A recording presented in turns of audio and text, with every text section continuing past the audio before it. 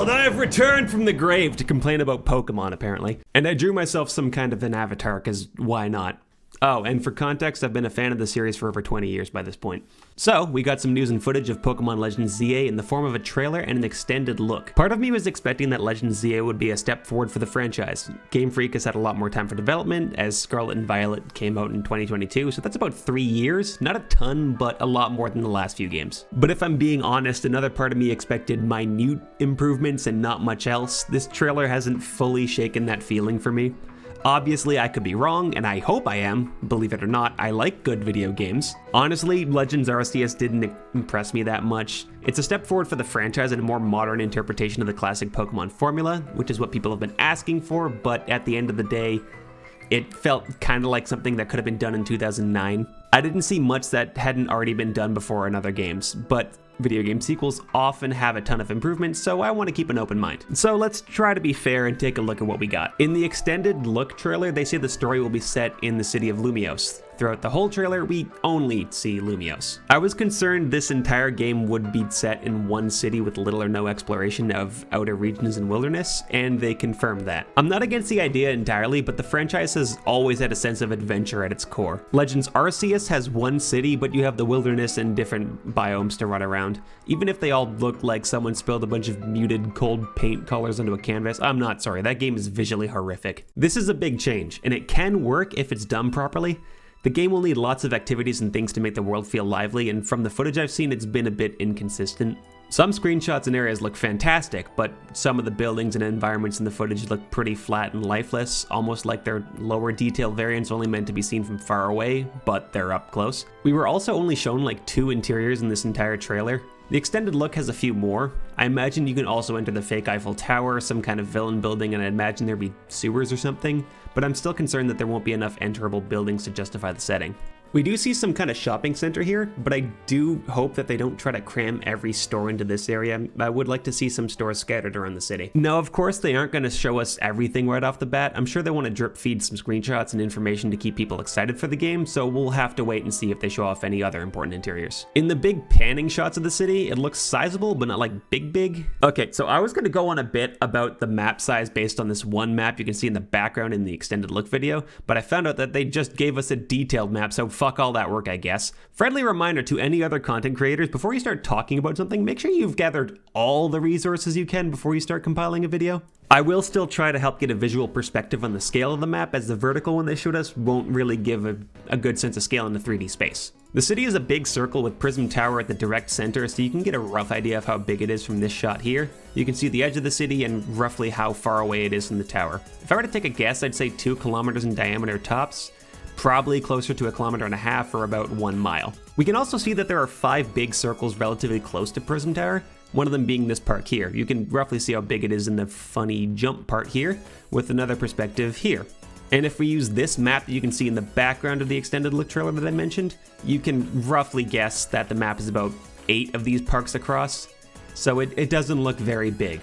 But once again, let's be clear, this size is fine if the game is chock full of things to do, and this is set in a city. Cities are very dense, right? Not like the open fields of Legends Arceus in the wild area in Sword and Shield.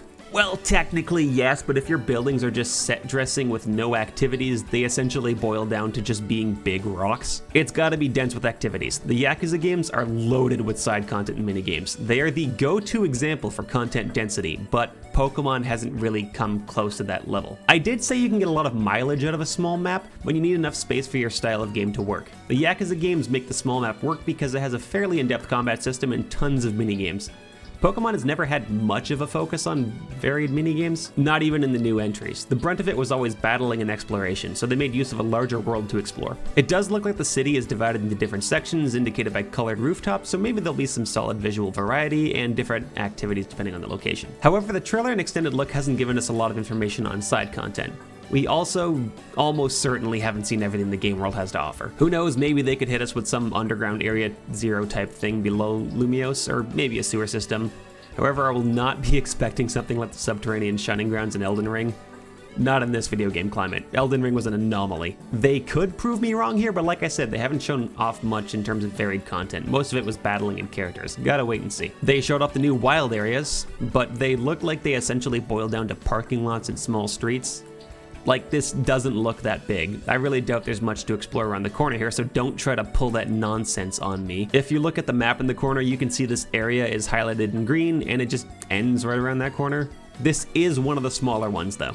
We can see a bigger wild area over here in the extended look trailer, including rooftop access. It also does go down to the street, so there's some variety, but I don't know how many of them can be fit in the city. If these are supposed to be the substitute for routes, I do hope they try to hide some stuff around. This park isn't exactly as interesting as Hoenn Route 119 after all. Also, you can see characters just awkwardly standing around. Dude, you could have literally animated them walking in circles, for God's sake, or have them crouch down trying to look for Pokemon in a bush or under a bench or something, or even checking their phone in the corner, not staring into space like a mannequin. Here you can see your character sitting down at an outdoor table with a pie, and Totodile is just tragically left with no food. So I'd imagine there'll be restaurants or something. The previous mainline games had some kind of food mechanic, so maybe we'll be able to make pies or cakes for our Pokemon or something. We see a new Pokemon Center featuring an anti-homeless bench. Not long after, we can see another Pokemon Center featuring people standing in the middle of the fucking road. They also say you'll be staying at a hotel, so I imagine there'll be something to do there. Side note, I really like how AZ is so tall he had to patch together parts of suits to make clothes that fit. We see Quasimodo Inc. here. I'm kidding. I know it's Quasartico. And I don't know, is it just me, or are we having another Chairman Rose situation where the villain is completely obvious right from the start? So they didn't really show off any side activities you can do in the game, but like I said, they're probably holding off on some of that. I would really like to see contests return. That'd fit well since Lumiose is based off of Paris, which is a fashion capital of the world, so being able to dress up yourself and maybe your Pokemon as well for some kind of modifier or buff to help you out in the contest would be pretty cool. Being able to go to different shops around the map to find different types of clothes would be a way to fill out the map and give players things to discover. And I really hope they don't just tell us where everything is. I would like to be able to find them myself. I still think I'd want a world with more urban exploration though, maybe dense alleyways with delinquents and bikers that want to battle you, a sewer system like I mentioned before with some more freedom to explore and more Pokemon to find. But looking at all the footage, I'm not seeing a lot of obviously enterable buildings or darker alleyways or anything. I can say, well, I haven't played the game yet, so they could be there, but I feel like I would have spotted some stuff like that. Well, at the end of the day, this is just speculation, so let's jump back into what we did see. So you can move around in battle. I don't know why that's a big thing, but I guess it makes it feel a bit more like you're battling in a real space, so I'd say it's a net positive. It looks like the AI opponents also move around and gesture. It would be really awkward if they were just standing in one spot while you were just running around like a hamster. Is it bad that I felt the need to point out that NPCs are moving here? I'm kidding. Of course it's bad. Game Freak actually established a precedent of immobile NPCs with their last few games, and they also did it with the footage of this game. Different attacks have ranges or areas of effect now, so you'll have to manage proper spacing in battle. It also looks like you'll need to time moves properly. Animations do look pretty good as well. This is all great. I genuinely do like the new additions I'm seeing here. Like, I don't want to downplay that. Sprucing up the combat is very important. But I also don't want to act like this is some massive impressive thing. This looks like something that could have been done 10 years ago. It's definitely good, and I'm sure combat will be fun, but I just can't say it's super impressive. I don't want to give the game a big pat on the back for what has been done in plenty of games before. They showed off Mega Evolutions returning, and they haven't shown any new ones. The game comes out this year. I feel like they could have shown one new Mega. Maybe they want to show them off later in the year if they do have new ones. I really hope they do have new ones. I'd imagine the starters will get Megas, but again, it's weird they didn't show off even a single new one. In the trailer, they showed off a teleporter that sends you to the top of a building that looks like an area that you're not even supposed to be in. It just looks like background detail. I don't even know why they showed off the teleporter. It just looks like they were grasping at straws trying to show off new mechanics they added. But to me, it just looks like getting to most rooftops is going to be teleporting or some other very lazy feeling access point. I'd honestly much rather prefer no teleporters because they just look bad, and instead have service elevators, ladders, staircases in alleys, maybe boxes or old vans you can climb on, or going through the actual building to access the roof. Then from there you can access the other surrounding rooftops. Again, speculation, so I don't intend on trashing them before I see a final product, or enough evidence to confirm that the final product will be lacking. They did show off a ledge mantle, which is a good sign, but I expected more of that. Disclaimer for idiots! I'm not expecting Assassin's Creed, but some simple climbing like that would make it feel more like urban exploration. Climbing up ledges that are around player height, a simple jump, being able to crawl underneath stuff to access different areas, it'd all help the world feel more dense and like it's a real place that you're actually engaging with. Then they show off this weird glide double jump mechanic that looks completely awful, if I'm being honest. It looks like your character is supposed to grab onto something, but you're just grabbing onto the sky like Spider-Man on the PS1. I think it's supposed to be your Rotom phone, like, pulling you upwards as you hold it. I don't know why they do that instead of animating like climbing across a wire or something, or even a motorized zipline tool if climbing is too slow. That way they can have one line that works in both directions. But they probably couldn't include more environment objects considering they couldn't make the buildings not completely flat. Yes, I will be talking about graphics. Don't worry, I'm not making it some giant thing, but I do feel it's necessary to talk about. The visuals are honestly pretty inconsistent. Some areas look fantastic, others look pretty dated. See, the internet seems to have taken graphics are not the most important thing in a game and turned it into graphics are not important at all, which is a total lie. Sure, I'd rather have a fun game than a pretty game, but don't act like we haven't had tens of thousands of fun and pretty games. Many people are saying a good art style is more important, and I do think ZA does have a really good art style. There are plenty of areas that look great, like I said. Character models are good as usual, colors and contrast look good too. I think overall it's a lot better looking than Legends Arceus, so now it looks like a GameCube game instead of an N64 game. Okay, I'm kidding. This area looks great. The Pokemon Center has some great modeling if you ignore the balcony sticker at the top here. This building with the satellite dish on the right has some great modeling as well. Lots of layering, depth, and ledges protruding. But then you walk down the street and all of a sudden every building is completely flat. This would be totally fine if it was just LODs where buildings in the distance are less detailed but nicer looking up close, but it's not. This one Wild Zone looks really nice as well with some decent texture work, a little low res, but I'm not too upset. It is a Switch game. Foliage and side objects are good as well.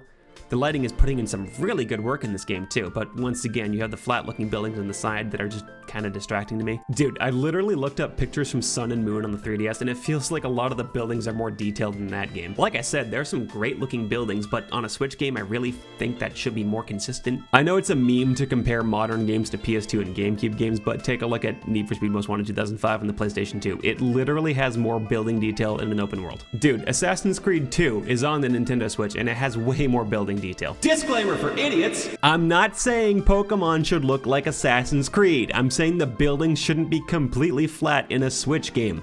I'm saying that these decorative buildings should have detail closer to the nicer looking ones. AC2 is intended to look realistic, so let's take a more stylized game. On a handheld from 2011, Gravity Rush on the PS Vita is also an open world game, and it's stylized, and it has more building detail. They just straight up textured protruding windows on a flat surface. You can see the support arches like on the real building.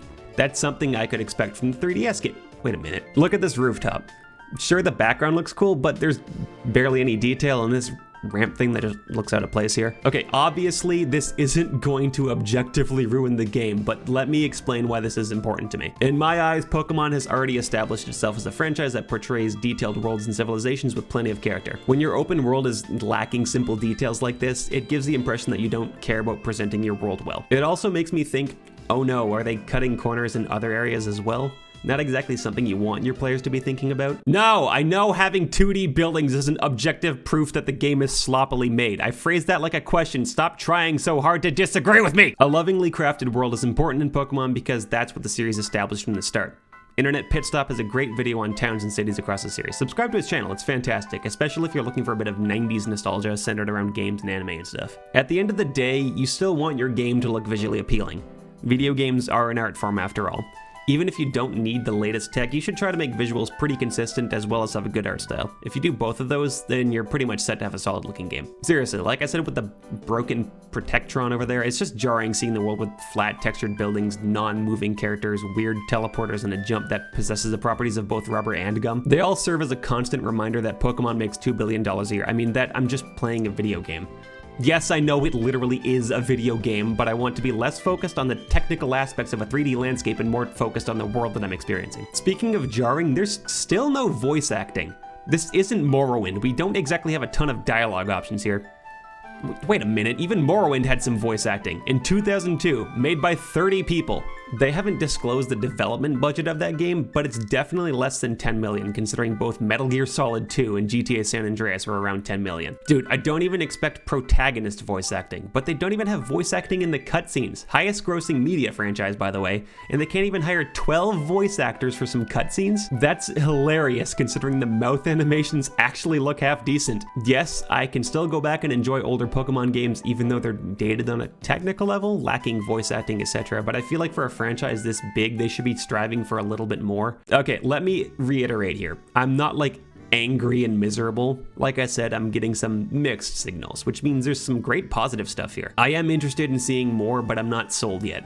I haven't bought a brand new Pokemon game since like Ultra Sun, actually. Don't judge, that was like 8 years ago. I've grown as a person. The new battle mechanics look like a great expansion. The visuals are a bit inconsistent, but I don't think anything looks legitimately bad, actually. The art style seems to fit Pokemon more. It's almost certainly going to be the best city experience in the franchise yet.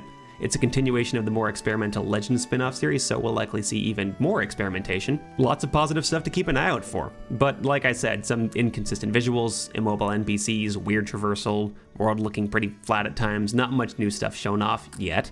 The map is concerningly small, and I've not yet been convinced that it will be filled with meaningful content. My feelings are probably best described as mostly neutral, but interested in seeing more. I was kinda cranky when I first saw the trailer, but I've softened up a bit. I don't want to spit in the face of Game Freak when this does look like it's going to be an improvement from previous entries. I won't praise them to high heaven, but credit where credit's due. Anyway, that's most of my thoughts on what we're given so far. I don't want to make this video too long. I'm still figuring out exactly how I want to do YouTube videos, so I don't want to risk burning myself out. This character avatar is a bit of an experiment, and it's been fun making it. I only got a drawing tablet about 6 months ago, and I've been inconsistently practicing, so I think this is a good way to challenge myself a bit. Now, if you'll excuse me,